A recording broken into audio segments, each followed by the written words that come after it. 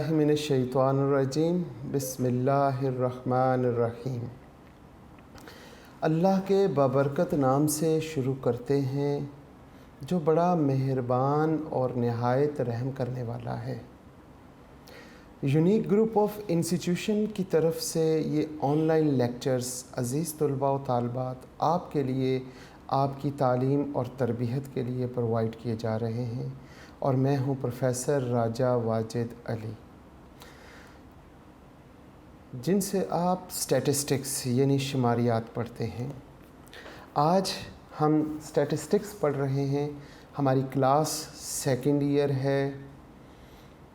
Chapter हमारा regression और correlation exercise 14.2 और लेक्चर नंबर 51 है। हस्ब मामूल हम अपने लेक्चर का आगाज़ जो लास्ट लेक्चर में हमने जहाँ बात छोड़ी थी, मोहब्बत रसूल कामयाबियों की चाबी है, ना कि सिर्फ़ दुनिया की कामयाबियाँ बल्कि दुनिया के बाद जो हमारा पहला ठिकाना यानी कब्र है, कब्र के बाद रोज़ महशर क़यामत का दिन और उससे आगे जन्नतों की कामयाबियाँ, ये सारे के सारे जहान हैं। इन जहानों की कामयाबियों की चाबी मोहब्बत रसूल है। मोहब्बत रसूल से जब हमारा दिल पुरनूर होगा तो जब हम कब्र में जाएंगे तो हम रोज़े अनवर प्यारे हज़रत मोहम्मद सल्लल्लाहु अलैहि वसल्लम की पहचान हमें होगी। वो कब होगी? जब हम उन्हें इस दुनिया में दिन रात सुबह शाम सोते जागते उठते बैठते उनका ज़िक्र करेंगे। जब हम किसी का ज़िक्र करते रहें और अचानक वो सामने आ जाए तो फिर हमें किसी से पूछने की ज़रूरत नहीं है ये कौन है, और जिनका हम ज़िक्र कर रहे हैं ये वही हैं। और वहाँ पे हमें पहचान नसीब हो गई तो हमारी कामयाबियों के दरवाज़े खुलना शुरू हो जाएंगे। और वही जो कब्र जिसका दरवाज़ा कोई नहीं, जिसकी खिड़की कोई नहीं, लेकिन अगर वो जन्नत के बागों में से एक बाग बन गया तो फिर हमें न दरवाज़ों की ज़रूरत न खिड़कियों की ज़रूरत, हम वहाँ पे भी बहुत सुकून से रहेंगे इंशाअल्लाह। उसका तरीक़ाकार मैंने आपको बताया, सिर्फ़ और सिर्फ मोहब्बत रसूल है, ताकि वहाँ पे हम हज़रत मोहम्मद सल्लल्लाहु अलैहि वसल्लम को पहचान कर सकें। जो ज़िक्र है सुबह शाम करने का, वो हमारे रब ने एक तरतीब बना के 24 घंटों को इस तरह तकसीम किया कि फ़जर, ज़ोहर, असर, मगरिब, इशा। सिर्फ़ इन नमाज़ों में अगर आप देखें, हर नमाज की दूसरी रकात में जब अत्तहियात की शक्ल में बाअदब तरीके से अल्लाह हमारा बिठाता है हमें, और बिठाकर अपने प्यारे हबीब पर दुरूद भेजवाने का हुक्म देता है, और हम वहाँ पे पढ़ते हैं अल्लाहुम्मा सल्ली अला मुहम्मदिन व आला आले मुहम्मदिन कमा सल्लैता अला इब्राहीम व आला आले इब्राहीम इन्नका हमीदुन मजीद। ये जो मैंने पढ़ा दुरूद का पहला पोर्शन, इसका हमने तर्जमा और इस थोड़े से सीखने की कोशिश की थी अपने लास्ट लेक्चर में। इससे आगे जो हमारा दूसरा पोर्शन है दुरूद पाक का, वो आज के लेक्चर में हम सीखेंगे। उसमें भी हमें अल्लाह ने बड़ी आसानी दी है। जिस शख्स को पहली इबारत याद हो जाए दूसरी इबारत खुद ब खुद याद हो जाएगी। अल्लाह ने सिर्फ़ एक लफ्ज़ को बदला है और दूसरी इबारत बना दी। वो क्या है? अल्लाहुम्मा। वही पहले इबारत के दोनों लफ्ज़ यहाँ से शुरू करेंगे। अल्लाहुम्मा। पहली इबारत में हमने पढ़ा था सल्ले का मतलब हमने क्या पढ़ा था? रहमत। अब दूसरी इबारत में अल्लाहुम्मा बारिक का मतलब होता है बरकतें। ए अल्लाह, अल्लाहुम्मा, ए अल्लाह बरकतें, बारिक, अल्लाहुम्मा बारिक अला पर, मुहम्मदिन, मोहम्मद सल्लल्लाहु अलैहि वसल्लम पर बरकतें नाजिल फरमा, ए मेरे अल्लाह। सिर्फ एक लफ्ज़ चेंज हुआ है, बाकी तमाम का तमाम सेंटेंस वही रहा। और इससे आगे वाला भी वही है, वाह आला आले मुहम्मदिन, के मोहम्मद सल्लल्लाहु अलैहि वसल्लम की आल औलाद पर और बरकतें नाजिल फरमा, और किस पर? आल औलाद पर, और किसकी? मुहम्मदिन, मोहम्मद सल्लल्लाहु अलैहि वसल्लम की आल औलाद पर भी बरकतें नाजिल फरमा। अब ये पूरा सेंटेंस हम मिला के पढ़ते हैं, ये 9 लफ्ज़ आप देखिएगा, आपको समझ आएगी। अल्लाह मतलब उर्दू का लफ्ज़ हुम्मा, अल्लाह उर्दू का लफ्ज़ है, हुम्मा मिलता है तो हम कहते हैं ए अल्लाह, अल्लाहुम्मा ए अल्लाह, बारिक बरकतें नाजिल फरमा, अला पर मुहम्मदिन व आला आल मुहम्मदिन, और हज़रत मोहम्मद सल्लल्लाहु अलैहि वसल्लम की आल औलाद पर भी। अब किस तरह की बरकतें नाजिल फरमा? अब अल्लाह ताला अगले सेंटेंस में सिखाते हैं, कमा जिस तरह या जैसे, या अंग्रेज़ी में करें तो फॉर एग्ज़ाम्पल इस तरह, किस तरह की? कमा बारिक ता, जिस तरह ए अल्लाह आपने बरकतें नाजिल फरमाई आला इब्राहीमा, इब्राहीम अलैहिस्सलाम पर, व आला आल इब्राहीमा, और इब्राहीम अलैहिस्सलाम की आल औलाद पर। इन्नका हमीदुन मजीद, बेशक ए अल्लाह तमाम की तमाम तारीफ़ें आपके लिए हैं और आपकी शान सबसे आला है। अब सिर्फ़ आपसे 2 मिनट तक कोशिश करूँगा कि इस पूरे दुरूद पाक का एक छोटा सा ख़ुलासा आपको समझा सकूं, और आप हकीकत में, मैं आपको बता रहा हूं कि घर से सोच के मैं कुछ नहीं आता, जो मेरा रब मेरे ज़बान से अल्फाज अदा करवाता है वो मैं आपको बता देता हूँ। अल्लाह पाक, मुझे उम्मीद है कि ये लेक्चर आप बकरा ईद के फ़ौरन बाद कहीं पे आप ये लेंगे, तो बकरा ईद इब्राहीम अलैहिस्सलाम पर जो रहमतें नाजिल फरमाई और जो बरकतें नाजिल फरमाई, वो हमें यहाँ एग्ज़ाम्पल मिलती है। अल्लाह पाक ने हज़रत इब्राहीम अलैहिस्सलाम पर कैसी रहमतें और बरकतें नाजिल फरमाई।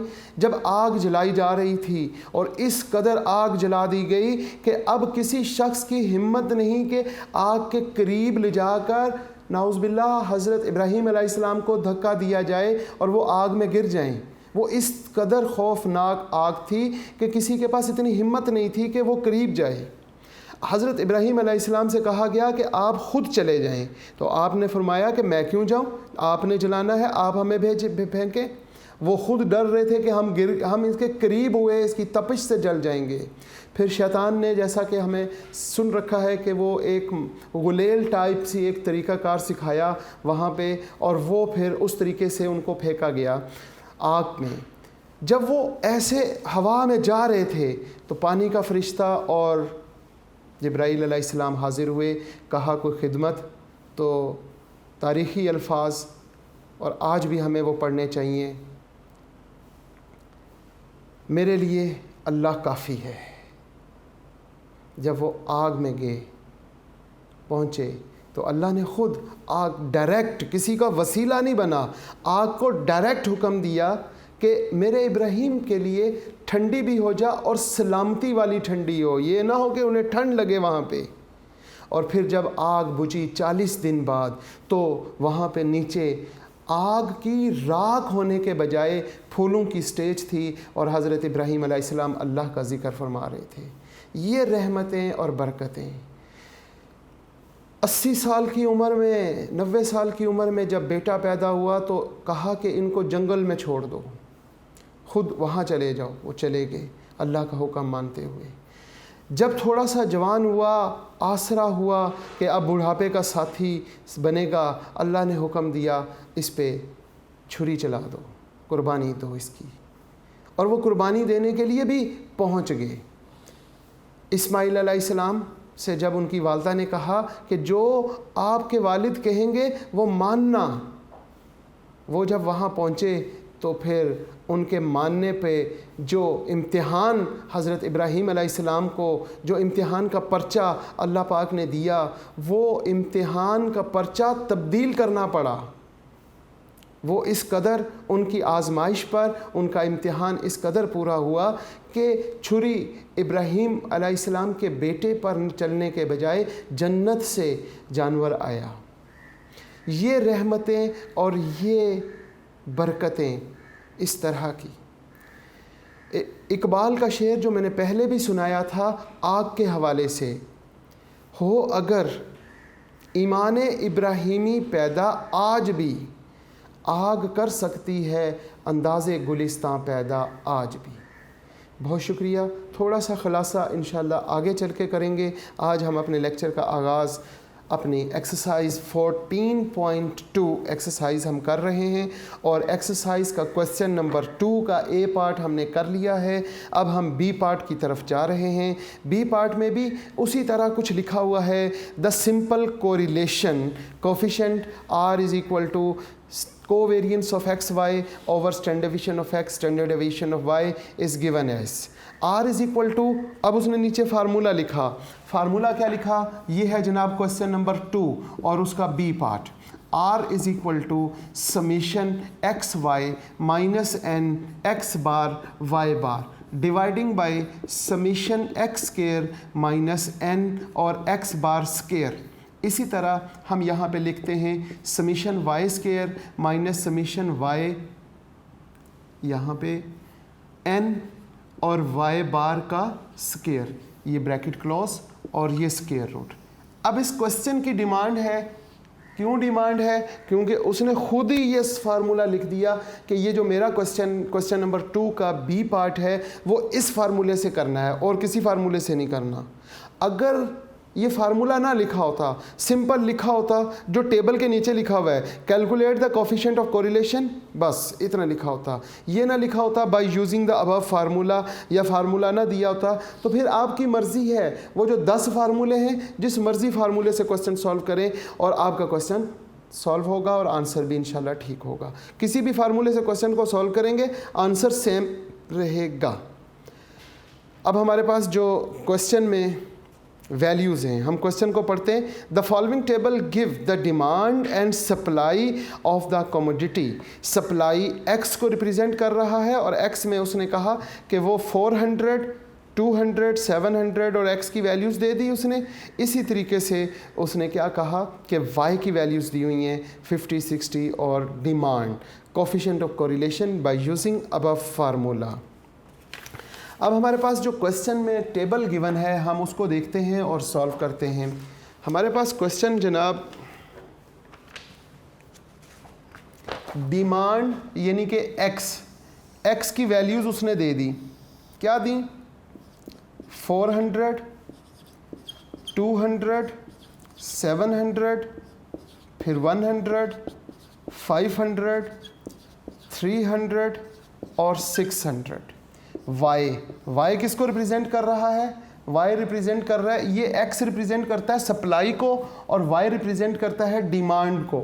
डिमांड उसने कहा 50, 60, 20, 70, 40, 30 एंड 10। हमारे पास कितनी ऑब्जर्वेशंस हैं?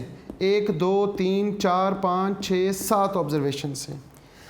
अब हमें इस फार्मूले के मुताबिक क्या चाहिए? समीशन एक्स स्केयर चाहिए तो एक्स स्केयर का कॉलम बना लें।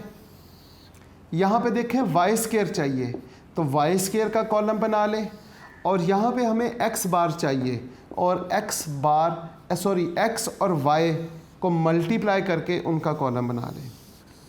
वैसे आपस की बात है, जब एक्स और वाई दे दिया जाए कोई भी फार्मूला यूज़ करें ये 3 कॉलम बनने ही बनने, एक्स स्केयर, वाई स्केयर और एक्स वाई, ये बना लें। और अगर आपको ना याद हो कि कौन कौन से कॉलम बनाने हैं तो फार्मूले में देखें कि एक्स स्केयर, ये वाई स्केयर और एक्स वाई, ये 3 कॉलम बनाएं। एक्स बार और वाई बार जो है वो अपने फार्मूले से आप फाइंड कर लेंगे। 4 100 का स्केयर वो आपके पास ये 16 हो जाएगा और ये सिफर डबल हो जाएंगे। 2 का स्केयर हो जाएगा 4 और यहाँ पे 2 ज़ीरो थे तो अब 4 हो जाएंगे। 7 का स्केयर होता है 49, 1 2 3 4 1, ये है जी हमारे पास। तो ये हमारे पास आ जाएगा 10 और 1 2 जी 3 4। 5 का होता है 25, 1 2 3 4। 3 का क्या होता है 9, 1 2 3 और 4। यहाँ पे हम 36, 1 2 3 4। 100 का 1 2 3 4। 100 का मुझे गलत लग रहा था कि 1 ज़ीरो ज़्यादा लग गया है, ये बिल्कुल ठीक हो गया क्योंकि 1 का स्केयर तो 1 ही होगा और ये डबल ज़ीरो हो जाएंगे। डबल 2 थे तो 2 और हो गए। इसके साथ आप वाई स्केयर 5 का क्या होता है 25, 1 ज़ीरो है तो डबल हो जाएंगे। 6 का स्केयर 36 और फिर 2 का स्केयर 4 और फिर 1 ज़ीरो है तो 2 ज़ीरो लगा देंगे। इसी तरह 7 49 और यहाँ पर 4 का कितना होता है 16 और 3 का 9 और 1 का 1 होता है और 2 ज़ीरो हो जाएंगे। x और y इनको आपस में मल्टीप्लाई करें। मल्टीप्लाई करेंगे यहाँ पे 4 5 तो 20 हो गया, 1 2 और 3 सिफर साथ आ जाएंगे। फिर यहाँ पे 12, 6 2 12 और 3 सिफर साथ हो गए। 7 2 14 और फिर 3 सिफर, यहाँ पे 700 आ गया। 700 के बाद 5 4 20, 1 2 3 1 2 3 3 3 9 और 3 सिफर आ जाएंगे 6, ये नहीं जी 3 सिफर होंगे यहाँ पे। इन कॉलम्स का टोटल करेंगे।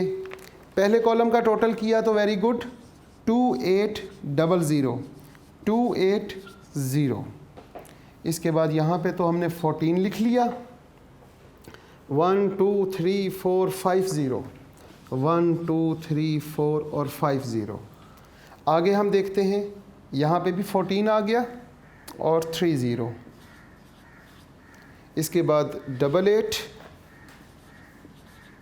1 2 3, ये सब कुछ हो गया। अब हमें x बार और y बार चाहिए। हम यहाँ पे x बार मालूम कर लेते हैं।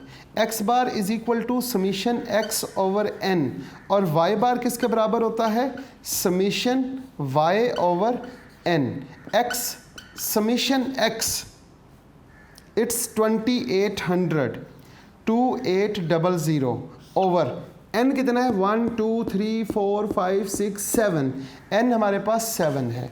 जब आपने 2800 को 7 पे डिवाइड किया तो आपके पास 400 आ गया।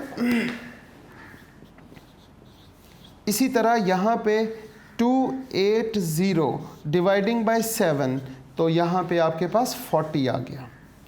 ये आपके पास x बार और y बार की वैल्यूज आ गई। अब देखें समीशन एक्स वाई वो आपके पास मौजूद है। n आपने काउंट किया 7 है। x बार और y बार, ये x बार और y बार की वैल्यूज आ गई। नीचे समीशन x स्क्वायर है तो ये x स्क्वायर का कॉलम है और उसका ये सम है। इसके बाद n फिर 7 है। x बार वो हमारे पास 400 है। समीशन y स्क्वायर वो भी मौजूद है। ये y की तमाम वैल्यूज़ उनका सम और x y का सम भी मौजूद है। अब फार्मूले में आपने सिंपल वैल्यूज़ पुट करनी है और उसे सॉल्व करना है। इस फार्मूले में अगर हम वैल्यूज़ पुट करें तो समीशन x y वो हमारे पास ये मौजूद है 88,000। फिर लिखेंगे -7 इंटू ये x बार और y बार 400 और 40 तो 400 इंटू 40 और डिवाइडिंग बाय और स्क्वायर रूट। स्क्वायर रूट में हम क्या लिखेंगे समीशन x स्क्वायर। ये हमारे पास समीशन x स्क्वायर है 14 1 2 3 4 5 सिफर। तो यहाँ पर हम क्या लिखेंगे 1 4 1 2 1 2 3 5 हो गया माइनस इसके बाद 7 n हमारे पास 7 है और x बार हमारे पास क्या है वो 400 है, हम यहाँ लिखेंगे 400 और उसका स्केयर। इसी तरह y समीशन y स्केयर, ये y है, y स्केयर का सम हमारे पास क्या है 1 4 और 0 0 0 माइनस 7 इंटू 40 का स्केयर, और ये हमने स्केयर रूट कंप्लीट कर लिया। अब हम क्या करते हैं कि 7 को 400 के साथ मल्टीप्लाई करें, जो आंसर आए उसको 40 से मल्टीप्लाई करने के बाद इस वैल्यू में से उसे माइनस कर देंगे। ऊपर जब हमने माइनस किया तो जवाब आ गया -24,000। नीचे क्या करेंगे, 400 का स्केयर करेंगे, उसको 7 से मल्टीप्लाई करेंगे, यहाँ पे जो जवाब आएगा इस वैल्यू में से उसको माइनस करेंगे। जब हमने इस वैल्यू में से उसे माइनस किया तो वो हमारे पास आंसर आ गया 281234।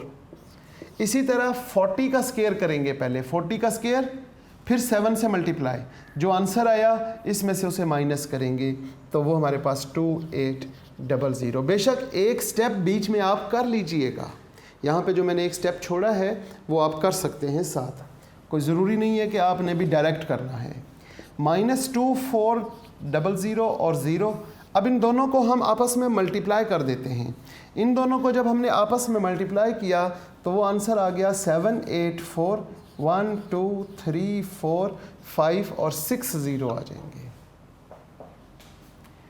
अब हम इसका स्क्वायर रूट ले लेते हैं, -2400, इसका आपने स्क्वायर रूट लिया तो 2800 और 0, और अब आप इस रकम को इस पे डिवाइड करें तो -0.857, ये आपके पास क्या आ गया, आंसर आ गया।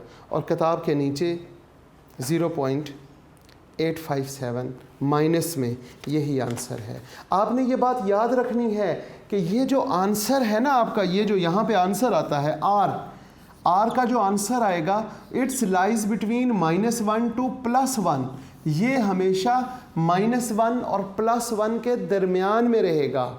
अगर इसकी वैल्यू मेरे पास यहाँ पे आ जाती, मैं सॉल्व करता और मेरी वैल्यू आ जाती -3.68, तो फिर मुझे सोचना चाहिए कि मेरी लाजमी कैलकुलेशन गलत है, यहाँ पे टोटल करने में कोई गलती हुई है, या यहाँ टोटल करने में गलती हुई है, या यहाँ कैलकुलेशन में कहीं गलती है। इसकी वैल्यू 1 से नहीं ज़्यादा होती, 1 से ज़्यादा नहीं होती। ठीक है जी, ये था हमारा क्वेश्चन नंबर 2 का बी पार्ट, और कोरिलेशन कोफिशिएंट मालूम किया है, -0.857 आ गया। अब हम चलते हैं क्वेश्चन नंबर 2 के सी पार्ट की तरफ। उसमें भी उसने एक फार्मूला मेंशन कर दिया। बेसिकली यहाँ पर फार्मूला मेंशन करने का मकसद ये था इनका कि आपको हर फार्मूले से, या जो इम्पोर्टेंट फार्मूले हैं उन फार्मूलों से आप अपने क्वेश्चन को सॉल्व करने की प्रैक्टिस कर सकें। ये वजह है यहाँ पे आपको फार्मूले साथ देने की।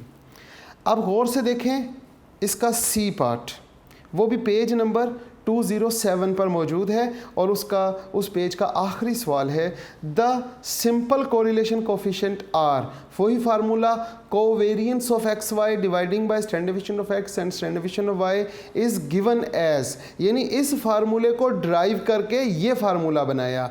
अब फार्मूला उसने क्या लिखा है ज़रा देखेंगे। क्वेश्चन नंबर कौन सा है 2, और उसका सी पार्ट, उसमें वो फार्मूला देता है कि आपने इस फार्मूले को यूज़ करना है। फार्मूला क्या है, वो है समीशन एक्स वाई माइनस, यहाँ पे हम n पे डिवाइड कर लेते हैं और ऊपर लिखते हैं summation x into summation y, और बिल्कुल इसी तरह नीचे पहले x वाला होता है summation x square minus summation x का होल स्क्वायर ओवर n और ब्रैकेट क्लोज, और इसी तरीके से आगे y के साथ summation y square minus summation y का होल स्क्वायर ओवर n और ब्रैकेट क्लोज। ये फार्मूला क्वेश्चन में गिवन है। क्वेश्चन नंबर 2 का सी पार्ट पेज नंबर 207 पे लास्ट क्वेश्चन, और वहाँ फार्मूला देखें समीशन एक्स आई वाई आई, वैसे आई ना भी लिखें तो कोई बात नहीं है।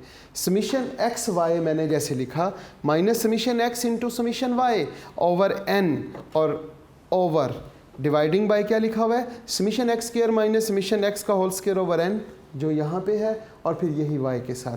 अब कहता है कि इस क्वेश्चन को इस फार्मूले के मुताबिक सॉल्व करके दिखाएं। क्वेश्चन में क्या लिखा हुआ है, the following table give the traffic density and accident rate.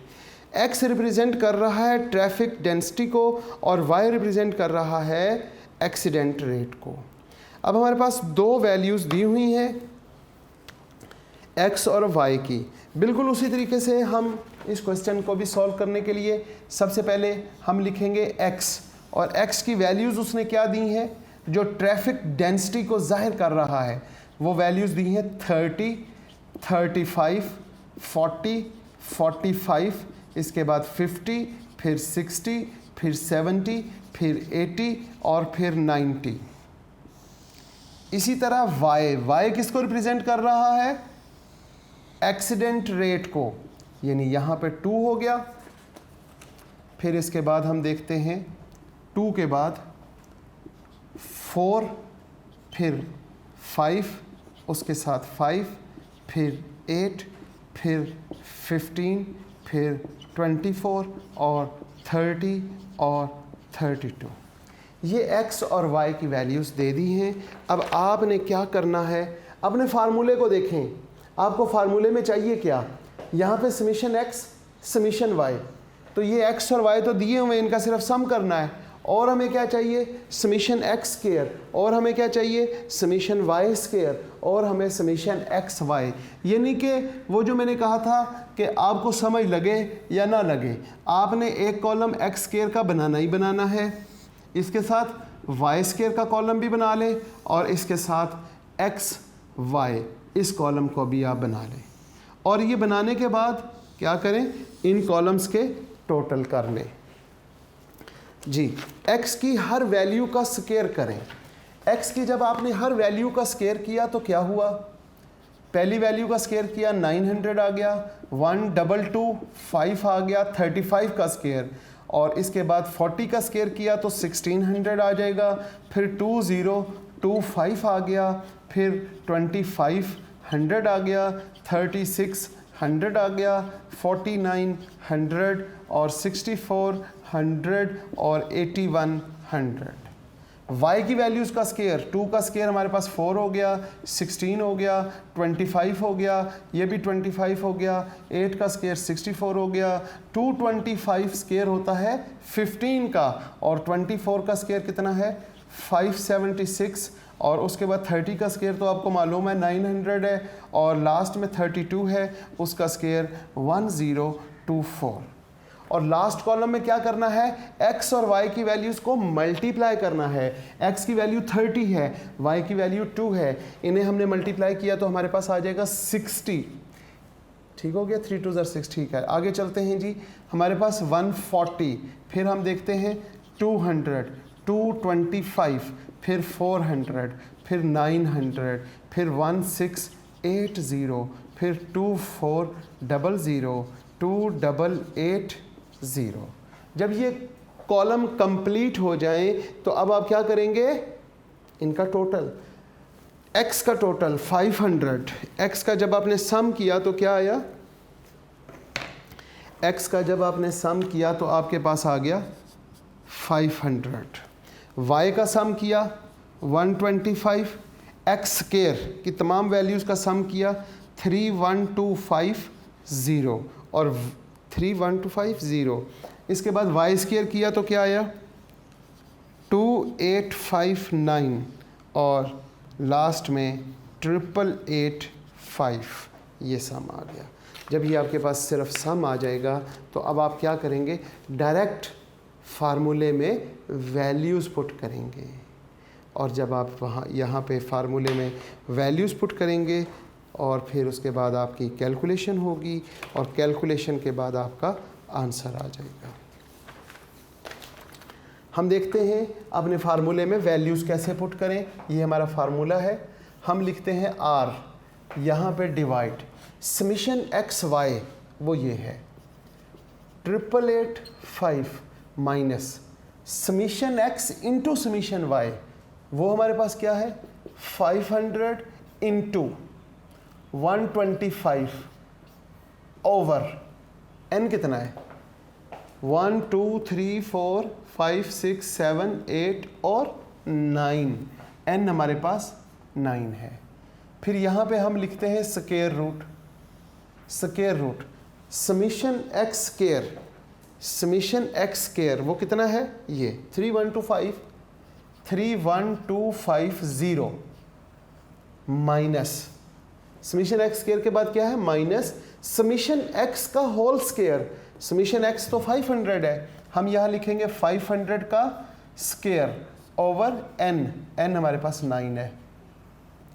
आगे देखें summation y square, y square हमारे पास क्या है 2859 माइनस 125 का स्क्वायर ओवर 9 और ये ब्रैकेट क्लोज। ये जो हमने यहाँ पे टोटल किए, यही टोटल हमने फार्मूले में वैल्यूज़ पुट कर दी।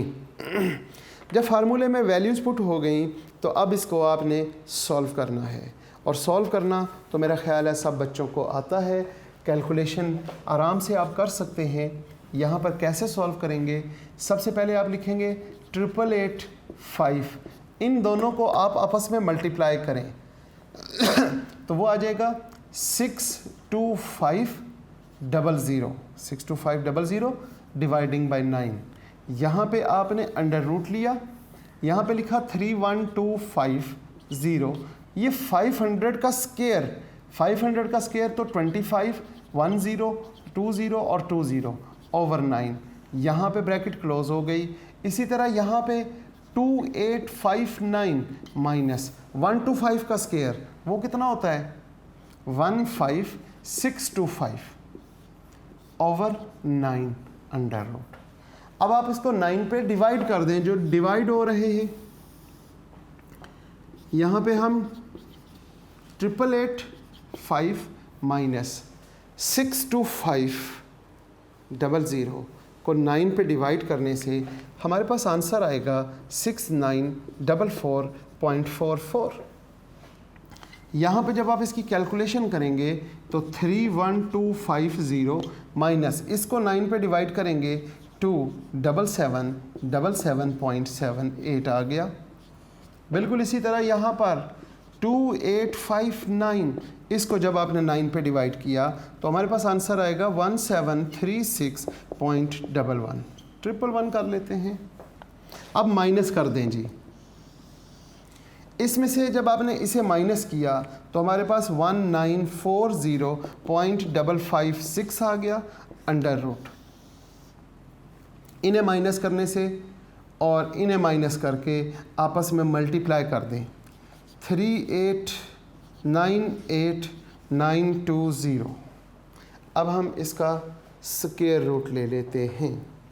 r is equal to 1940.556 dividing by, जब हम इसका स्क्वायर रूट लेते हैं 1974.568 और इन्हें डिवाइड करने से 0.983 आपके पास आंसर आ गया।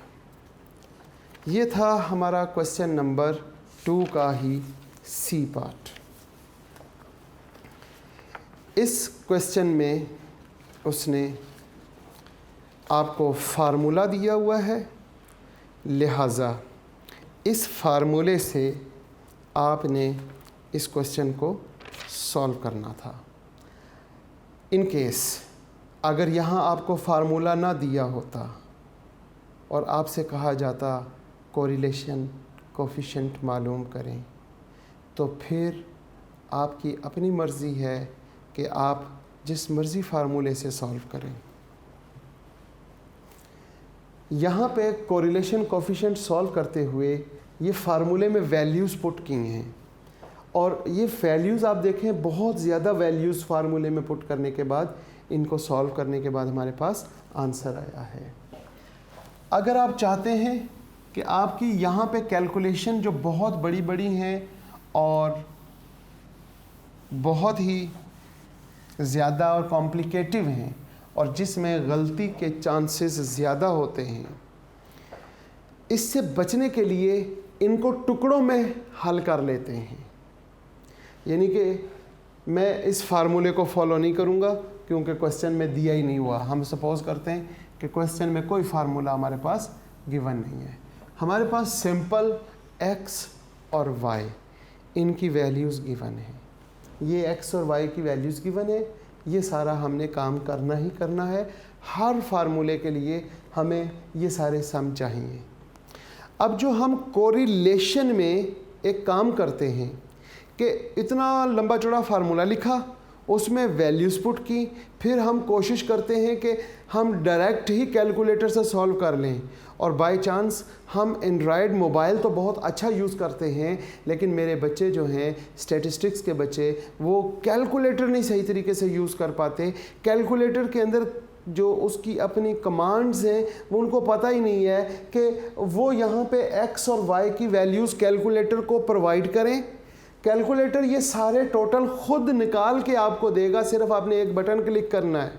एक बटन क्लिक करेंगे तो ये सारे टोटल आ जाएंगे, फिर x बार y बार आ जाएगा, फिर स्टैंडर्ड डेविएशन ऑफ x और स्टैंडर्ड डेविएशन ऑफ y आ जाएगा, फिर उसके बाद r की वैल्यू जो है वो भी वहाँ से हम चेक कर सकते हैं। लेकिन ये सारी बातें कौन सिखाए? कैलकुलेटर।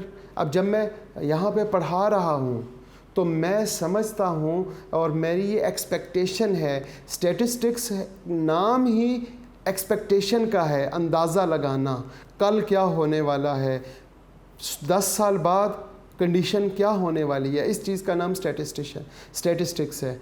तो क्योंकि मेरा तो सब्जेक्ट ही ऐसा है कि मैं अप्रॉक्सीमेट अंदाज़ा एग्जैक्टली लगा सकता हूँ। अगर मेरे बच्चे इस वक्त मुझसे पढ़ रहे हैं तो किसी के पास भी कैलकुलेटर अपने पास नहीं होगा। वो कैलकुलेशन मेरी चेक नहीं कर रहे होंगे कि सर ने ये टोटल सही किया या नहीं। किसी बच्चे के पास भी कैलकुलेटर, शायद कोई एक बच्चा खुशकिस्मत हो जिसने कैलकुलेटर साथ रखा हो और लेक्चर ले रहा हो, वो कैलकुलेशन खुद कर रहा हो। कैलकुलेटर में इतनी खूबसूरत डिमांड्स हैं, इतनी खूबसूरत बातें हैं कि आप x और y की वैल्यूज़ कैलकुलेटर के अंदर फीड कर लें और ये सारे टोटल आपको मिल जाएं। कितनी अच्छी बात हो जाएगी, आपका टाइम कितना बचेगा। फिर हम यहाँ पे x बार कैसे मालूम करेंगे? समीशन x ओवर n, वो हमारे पास है 500/9। आप x बार मालूम कर लें और ये x बार, अब देखें मैंने x बार लिखा, summation x over n formula लिखा, वैल्यूज पुट की। अब मुझे कैलकुलेटर पे एक बटन क्लिक करने पे x बार भी मिल जाएगा और y बार भी मिल जाएगा, तो हम वहाँ से देख के ये वैल्यूज़ लिख सकते हैं। कैलकुलेशन हमारी एक्यूरेट होंगी, गलती के चांस ख़त्म हो जाएगा। यहाँ पे formula summation y over n और यहाँ पे समीशन y है जी 125/9 इज इक्वल टू ये x बार और y बार। हमने वो जो कोरिलेशन में इतनी ज़्यादा फार्मूला है, इतना बड़ा, उसमें वैल्यूज़ बहुत ज़्यादा पुट करने के बाद अपने आप को कॉम्प्लिकेट कर लें और हमारे आंसर या कैलकुलेशन गलत हो तो हम उसको क्या करें, उस कैलकुलेशन के टुकड़े कर लें, छोटे छोटे हिस्से कर लें। मेरा ख्याल है x बार और y बार तो कोई गलत नहीं कर सकता ना। ये तो हम फर्स्ट ईयर से बल्कि 10th क्लास से पढ़ रहे हैं x बार y बार। इसके बाद स्टैंडर्ड डेविएशन ऑफ x का standard deviation formula summation x square over n minus summation x over n का whole square under root. Values put कर दें। समीशन x स्क्वायर 31250/9 माइनस 500/9 और उसका स्क्वायर और ये अंडर रूट। यहाँ पे स्टैंडर्ड डेविएशन ऑफ x निकाल लें। बिल्कुल इसी तरह स्टैंडर्ड डेविएशन ऑफ y भी मालूम कर लें।